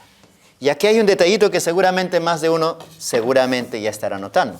Profesor, da la impresión como que estas son las mismas variables, solamente que el símbolo del apóstrofe lo pasé para adelante. ¿Cierto? Como una regla práctica. Entonces, eso mismo debería reflejarse por acá y por allá. Vamos a ver si acá puede funcionar eso. Vamos con B'. Mira, acá está B'. Tú observas que por aquí hay un ángulo recto también, ¿sí? Por aquí vas a visualizar otro ángulo recto, 90 y 90 en este cuadrilátero. Entonces, quiere decir que la medida esta y la otra deberían sumar 180. Eso sería con B' y con beta. O sea, también suman 180. Y esto no solamente hace corroborar lo que te había mencionado en la definición. Las caras de uno son los suplementos de los diedros del otro. ¿Sí? Por eso se le llama triedros suplementarios. A ver, ahora tú mismo dedúceme cuál sería el último teorema. Sería C' más teta igual a 180 grados. Si Llegaste aquí y no me entendiste nada, no te preocupes. Solo necesitas esto. ¿Y cómo deduces esto? A partir de esta gráfica, por una cuestión de orden. Si esta cara mide A, fíjate que en esa cara, para esa cara, su correspondiente arista es esta. Y su diedro correspondiente es este. A y alfa. ¿Sí? En triedros suplementarios, bajo ese mismo orden, para la cara A, su correspondiente sería alfa, le colocas alfa prima. Y al revés, para la correspondiente cara A prima, su correspondiente diedro debería ser alfa. ¿Qué debe pasar entre ellos? Simplemente deben sumar 180. Observo solamente uno, le coloco el símbolo y se acabó. La suma tiene que ser 180 en todos esos casos. Bajo estas condiciones, ya ustedes pueden, sin necesidad de este gráfico, incluso no te recomiendo dibujarlo, porque te va a tomar una eternidad hacerlo. Sí, es muy complicado este dibujo, ¿no? Pero muchos de ustedes van a ver esto en geometría descriptiva dentro de la universidad y cosas peores, ¿no? Así que solo alguien que domina algo de eso puede dibujar algo así. Un poquito complicado, ¿no? Entonces, muchachos, estos son los teoremas que necesitamos saber para poder trabajar con los triedros. Y con esto nacen otros teoremas. Vamos a ver qué otros teoremas. ¿Correcto? Por ejemplo, vamos a colocarle por acá una pequeña separación. ¿Sí? Y escribimos por acá más teoremas. ¿Qué otros teoremas se pueden deducir a partir de esas condiciones? Miren, ya hemos sabido que la suma de las medidas de las caras de un triedro es menor que 360. ¿Qué te parece, ya, si analizamos el triedro suplementario el de color verde? Observemos las caras. También son A', B', C'. Y su suma tiene que ser menor que 360. ¿Qué te parece si deducimos a partir de esto los diedros? ¿Quién es el correspondiente diedro de A'? Es alfa. ¿Pero cuánto mide? El correspondiente por acá sería 180 menos alfa, ¿cierto? Simplemente lo deduzco. ¿Ya? Alfa prima es igual a 180 menos alfa. B'. B' sería 180 menos beta. Y C' sería 180 menos teta. Todo esto menor que 360. ¿Qué crees que va a pasar? 180 y 180 se van a cancelar con el 360 y nos va a quedar solamente un 180 por allá. Alfa, beta y teta van a ser negativos, así que lo puedes enviar para el otro miembro y te va a quedar esta relación. Va a aparecer el teorema correspondiente a los diedros. ¿Cómo va a quedar? Va a quedar 180 menor que alfa más beta y más teta. Ahora, como cada una de estas medidas, alfa, beta y teta, son medidas de ángulos, cada ángulo debe ser menor que 180, ¿sí o no? Y si sumo los tres, debería ser menor que 540. Así nace un teorema que se da entre los diedros. ¿Estamos de acuerdo, muchachos? Esto también lo vamos a utilizar bastante. Creo que hay uno de los problemas que había omitido, que no podíamos resolver porque no sabíamos esto. Ahora ya lo sabemos, ya podemos aplicarlo. ¿Sí? En esa pregunta teórica que nos había faltado. ¿Ok? Pero hay otros teoremas más que se pueden deducir justamente a partir de estos teoremas. A ver, hagamos una verificación de esos teoremas. ¿Sí? Como ya tú sabes, vamos a hacerlo por aquí, ¿ya? Mira, como ya sabes, voy a agarrar, por ejemplo, el último teorema. ¿Ya? C es menor que A más B. ¿Cierto que es así? ¿Sí? Muy bien. Ahora voy a colocarle C', A', B'. Voy a hacer la transformación. ¿Cuánto es C'? 180 menos teta. Muy bien. ¿Cuánto es A'? 180 menos alfa. ¿Cuánto es B'? 180 menos beta. ¿Qué va a pasar? Este 180 se va con este 180. Todo lo que es negativo a un miembro, diferente, y entonces vamos a obtener este resultado. Estos son negativos, lo mandamos para allá. Alfa y beta. Este negativo lo mandamos para el otro lado. Me quedaría sumado 180 y el valor de beta. Mira esta expresión. Esta es la desigualdad triangular para diedros, ¿sí? Algo similar a esto, a partir de eso se deducen los teoremas que vamos a trabajar con los diedros. Entonces vamos a escribir esas relaciones por aquí para que ya tengamos claro cómo serían esos teoremas. ¿Qué teorema se dedujo? Pues que la suma de las medidas de dos diedros, alfa y beta, tiene que ser menor ¿a quién? Menor a la suma entre 180 y el tercer diedro. Así se dice. ¿Ya? La suma de las medidas de dos diedros es menor que la suma entre el tercer diedro y 180. A ver, ¿cómo escribirías la siguiente línea? Empezando con alfa. Alfa más teta, ¿verdad? Son dos diedros. ¿Menor a cuánto? Menor a 180 más beta. Escríbeme la tercera línea. Beta más teta. ¿Menor a cuánto? Menor a 180 más el valor de alfa. Ya está. Para eso nada más sirve todo esto que hemos hecho. Solo para deducir estos teoremas, que son lo importante que tú necesitas. ¿Ok? Ahora, ¿cuándo se utiliza el triedro suplementario en un ejercicio de geometría? Cuando a ti te den, por ejemplo, las medidas de los diedros. Si en un problema, como datos fundamentalmente son las medidas de los diedros, tienes que hacer este proceso. Ubicar el suplementario y trabajar en él. Es más fácil, muchachos, trabajar con caras que trabajar con diedros. Con diedros es un problema, ¿no? Terrible. Así que para eso sirve este tipo de condiciones, para facilitarte el concepto y también para facilitarte el entendimiento de los ejercicios. Vamos a ver ahora la clasificación de los triedros, ¿sí? Vamos a ver que la clasificación se va a dar en dos aspectos. Primero, vamos a clasificarlo según las medidas que tienen cada una de sus caras. Esto se va a parecer, por ejemplo, a la clasificación que se daba de los triángulos según sus lados. Según los lados, los triángulos eran escalenos, isósceles y equiláteros, ¿recuerdan? Aquí las caras hacen las veces de lados. Así que según las caras, los triedros van a llamarse triedro escaleno, triedro isósceles, triedro equilátero. ¿Ok? Entonces, ¿cuándo un triedro va a denominarse escaleno? Pues simplemente cuando las medidas de sus caras, vamos a colocarlas en el orden que ya hemos visto, A, B y C sean diferentes. Vale decir, A es diferente de B, B diferente de C. ¿Correcto? Un triedro, por el contrario, se va a denominar isósceles cuando tenga dos caras de igual medida. Por ejemplo, esas caras, ¿no? Si esa cara mide A, esta cara tiene que medir A.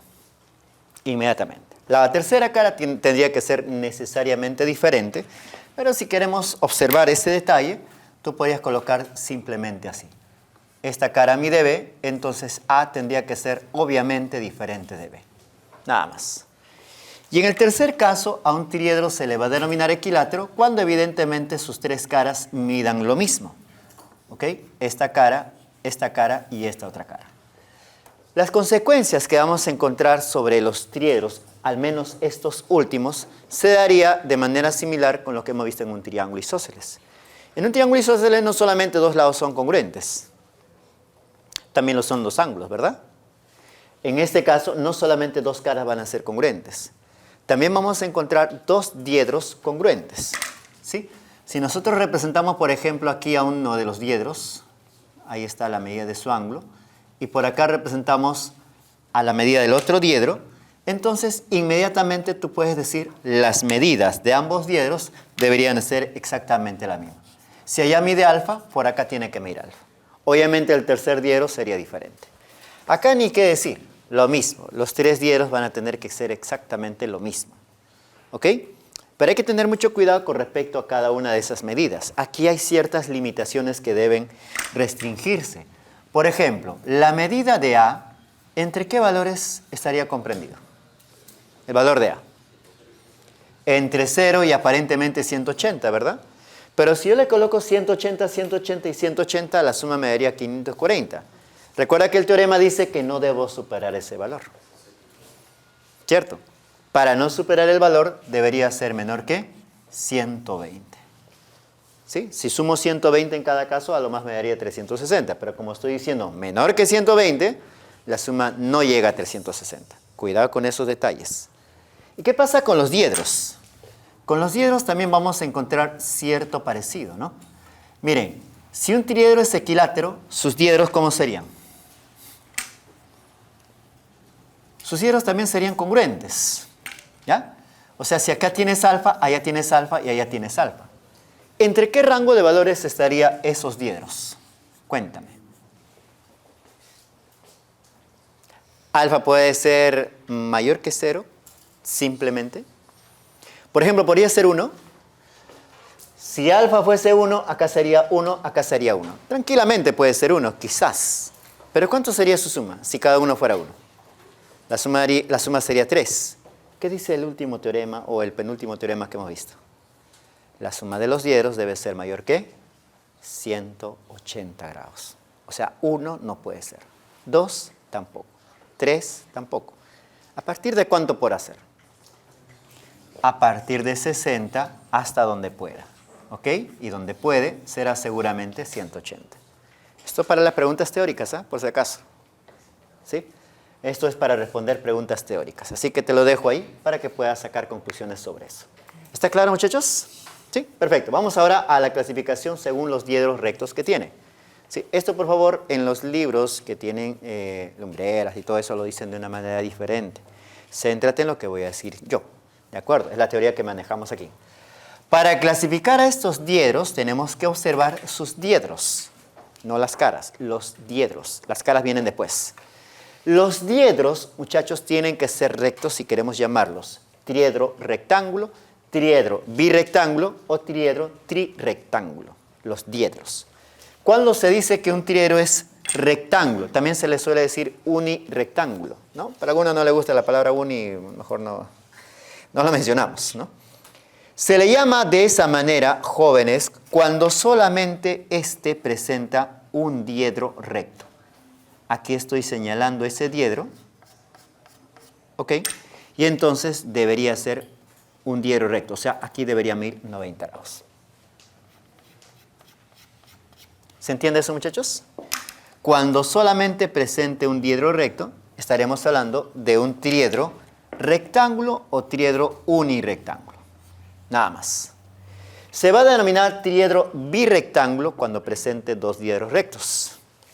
Y esta imagen ustedes la han recreado en muchas ocasiones inconscientemente. Ahorita lo vas a hacer, ¿sí? Inconscientemente lo vas a hacer, ¿no? Con la guía que te voy a dar, para que veas que lo habías hecho ya en otra ocasión, ¿sí? Vamos a ver de qué manera. Primero, la definición. Se va a decir que este triedro es birrectángulo cuando tenga dos diedros rectos, ¿sí? Entonces, señalamos el ángulo plano o rectilíneo, ahí está. Por aquí también señalamos el ángulo plano o rectilíneo. Y ahora los diedros rectos se harían justamente acá y allá. Ya está. De esta manera, jóvenes, este sería nuestro triedro birrectángulo. ¿Y por qué te digo que es algo que tú habías hecho muchas veces? Si tú agarras tu cuaderno, tu libro, lo que sea que tengas a la mano, y lo colocas en la posición, como la voy a poner yo a continuación, a este sobre Manila, ¿no? ¿Cuántas veces has hecho esto? ¿No? Muchos hacían esto para cubrirse, ¿no?, de las acciones que hacían tal vez, ¿no? Pero bueno, sea como sea. Aquí estamos observando un diedro recto. Noten ustedes que esta cara del triedro, ojo, el triedro estaría compuesto por esta cara y el tablero. ¿Sí? Ahí ven en la esquina. ¿Cierto? Entonces, esta cara y esta cara, mira qué ángulo están formando. 90 grados, ¿verdad? Son perpendiculares. Hay un diedro recto. Mira esta cara y esta otra cara. También están formando un diedro recto, ¿sí o no? Entonces, aquí estamos. Y si las otras caras, miren, no sé si ustedes pueden apreciarlo, pero voy a tratar de moverlo. Las otras dos caras están formando un diedro recto. No necesariamente, ¿cierto? Entonces este sería un triedro birrectángulo. Podría ensanchar un poquito más esta medida, sigue siendo un triedro birrectángulo. Pero ¿qué cosa quiero observar de esto? Vamos a hacer un giro. Mira ahora por acá. Quiero que notes este detalle. Esto ya lo vimos. ¿Cómo es este lomo, como se le llama así, con este tablero? Perpendiculares, ¿verdad? Y si van a ser perpendiculares, ¿qué ángulo verías tú aquí? 90. ¿Qué ángulo verías por acá? 90. Esa es justamente, ¿no?, la situación que ahora vamos a notar. Cuando tenemos un triedro birrectángulo, en consecuencia a lo que hemos visto, aquí se va a manifestar una cara con un ángulo recto y por allá en la parte posterior una cara con un otro ángulo recto. En los libros como Lumbreras suelen decir que un triedro es birrectángulo porque tiene dos caras rectas. No está mal, pero esa no es la definición. Esa es una consecuencia de la definición. La definición es: un triedro birrectángulo es aquel que tiene dos diedros rectos. Luego de eso, las caras son rectas, no al revés, ¿ya? Y cuando hablamos del triedro trirrectángulo, de igual manera, ¿sí? Diremos que un triedro es trirrectángulo cuando sus tres diedros tengan que ser diedros rectos. Fíjate, los tres diedros, ¿sí? Y esta es seguramente una de las manifestaciones que se da en cualquier construcción que hace el hombre, ¿cierto? Este salón, por ejemplo, está plagado de este tipo de triedros. ¿Lo has notado? ¿Lo estás notando? Sí, ¿no? Hay un montón. Entonces, cuando observemos sus diedros, evidentemente por aquí vamos a notar un ángulo recto, vamos a notar otro ángulo recto y vamos a notar un tercer ángulo recto. Una representación de eso sería lo que está en la esquina, ¿sí o no? Y si observamos las caras, ¿cuánto mide cada una de las caras? Evidentemente las caras miden 90 grados. ¿Ok? Como esto ya es una consecuencia, de ahora en adelante, no importará cómo diga del triedro trirrectángulo, puede tener triedros rectos o simplemente va a tener caras rectas, ¿sí? Y con eso sacamos todas nuestras conclusiones sabidas y por ahora. Listo, vamos a los ejercicios, muchachos, de tu libro en el corto tiempo que nos queda y en la siguiente clase las continuamos, ¿ya? Problema 98, ¿ah? 9-8. Es típico los ejercicios como la 9-8, así que vamos a ver cómo se enfrenta. Dice, en un triedro o ABC, las caras miden 74, ¿no? La cara A es igual a 74 y las caras B y C miden 45. Nos estarían hablando de un triedro isósceles, ¿verdad? ¿Sí? Calcule, dice, la medida del diedro OA. Muy bien, recomendación. Cuando te mencionen un triedro isósceles, dibújalo así. Es la mejor posición para poder trabajar con los triedros, ¿ya? Una cara adelante y la cara trasera deben verse como caras congruentes. Entonces, muchachos, vamos a representar a nuestro triedro isósceles más o menos así. Ok, listo. Ya tenemos el triedro y ahora las caras. Las caras, dice, miden la cara A igual a 74 y las caras B y C igual a 45. ¿Ok? Como la cara A mide 74 y es una cara desigual, entonces vamos a colocar esa medida por aquí abajo. ¿Ya? 74. Y las otras caras miden 45, así que vamos a colocarlas aquí adelante y ahí atrás. 45 y 45. Listo, ya tengo la representación gráfica. Ahora me dice, calcula la medida del diedro OA. ¿Y quién es el diedro OA? Recuerda el dato, la cara A mide 74. Esta es la cara A. Frente a esta cara, ¿quién está? La arista OA. Esta será la arista OB y la arista OC. ¿Te das cuenta qué importante es el orden? ¿Sí? Esa forma de poder establecer las medidas de las caras y de los diedros es importante para comprender este arreglo. Muy bien, queremos encontrar la medida del diedro OA, o sea, queremos calcular en esta arista cuánto mide el diedro. Para eso, muchachos, la regla es el siguiente, ¿no?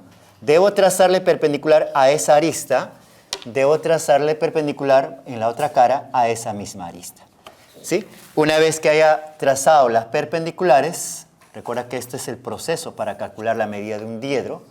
Una vez que le hemos trazado esas perpendiculares, inmediatamente vamos a indicar cuál es el ángulo que me están pidiendo. Vamos a sombrear un poquito esto para que se vea un poco más tridimensional. Y entonces, esto es lo que me piden. ¿Ya? Vamos a colocarle X ahora sí. Aunque podría colocarle el valor que realmente le corresponde. ¿Cuál es el valor que le corresponde? Está en la arista OA. Alfa. Ese sería el valor que realmente le corresponde. Entonces, en este problema, queremos calcular el valor de alfa. ¿Cómo se hace? ¿No? Esa es la pregunta de siempre. ¿Cómo se resuelve un problema de esta naturaleza? Muchachos, esto es como resolver triángulos, rectángulos notables. Exactamente la misma idea, solamente que ahora en un aspecto tridimensional. Veamos cómo. ¿Ves el ángulo? Mide 45. ¿Ves el ángulo? Mide 90. ¿Qué debes hacer? Tomar este punto, esta línea y prolongarla. ¿Se te forma o no se te forma un triángulo rectángulo? Claro. Puedes darle los valores que quieras a sus lados y en base a eso puedes ir trabajando. Ahí atrás ves un ángulo de 45 y un ángulo de 90. Inmediatamente, joven, tú lo que vas a hacer es prolongar esta línea y ya está. Se te va a formar un segundo triángulo rectángulo. ¿Ok? Y a continuación deberías conectar este par de puntos. Recuerda que cada vez que quieras calcular un ángulo en la geometría del espacio, debes encerrarlo en un triángulo y averiguar los lados de este triángulo para poder hacer el cálculo de dicho ángulo. ¿Ok? Entonces, muchachos, para esto debo tomar un criterio muy importante. Este ángulo 74 nos lo va a decir. ¿Qué criterio debo considerar? Miren, si no quiero resolver todavía el problema, podría hacer esto. Solamente una idea. Le voy a dar el valor de L. ¿Sabes tú cuánto mediría este cemento? L, muy bien. ¿Y allá atrás sabes cuánto va a medir? L también. Todos notan ese detalle, ¿verdad? Hay triángulos, rectángulos y isósceles. Cada uno mediría L. ¿Cuánto mediría este cemento? L multiplicado por la raíz cuadrada. ¿Cuánto mediría el que está allá atrás? L raíz cuadrada de 2. Oye, mira, abajo tienes un triángulo isósceles con un ángulo de 74. ¿Te recuerda algo? Pues dibujemos, ¿no? Aquí está el ángulo que mide 74 y este lado igual a este lado. ¿Qué debes hacer en una situación como esta? Lo típico de la geometría plana, debo trazar una altura porque la altura va a ser mediana y al mismo tiempo va a ser una bisectriz. ¿Cuánto mide cada ángulo? Acá va a medir 37 y allá va a medir 37 también y ahí te alegras un montón porque ya te diste cuenta que es un triángulo especial, ¿no?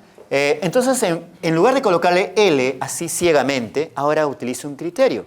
Le doy un valor más adecuado para poder trabajar. ¿Qué te parece, por ejemplo, 4K? ¿Cuánto sería acá? 3K. ¿Cuánto sería por allá? 3K. ¿Cuánto sería aquí y acá? Allá sería 5K y por acá sería 5K. Entonces, haces un borrón y cuenta nueva, borras todos los valores que ya habíamos indicado y le colocas esos nuevos valores. Si por alguna razón te das cuenta de algo más, colócale ese algo más. Jóvenes, este lado tiene que ir acompañado de la raíz cuadrada de 2, pero aquí va a ir solamente como 5K. Te convendría multiplicar por una raíz cuadrada, ¿cierto? Entonces vamos a colocarle 5K por la raíz cuadrada de 2. 5K por la raíz cuadrada de 2. ¿Cuánto sería la longitud de este cemento? Cuéntame. Sería 6K por la raíz cuadrada de 2. ¿Cuánto sería este lado? A este lado me iría 5K, por acá sería 5K y por allá sería 5K. Ya está. ¿Qué vas a hacer ahora? Tienes todo en un triángulo, sus tres lados son conocidos. ¿Quieres este ángulo? ¿Con qué se resuelve esto? Teorema de cosenos, ¿no es cierto? Con el teorema del coseno. Te lo voy a dejar indicado nada más y tú terminas la operación, ¿ya? Con esto, muchachos, tendríamos el problema resuelto, ¿no? Solamente es terminar esta ecuación. En esta parte no hay nada que decir, ¿no? Listo. Resuelva usted esa ecuación y la respuesta debería salirte arco coseno de menos 11/25. ¿Ya? Alfa te va a salir arco coseno de menos 11 entre 25. Corrobora ese detalle. ¿Ya? Listo, muchachos, nos quedamos aquí. Continuamos la siguiente sesión con algún problema más de esto y luego ya con el tema de poliedros, ¿sí?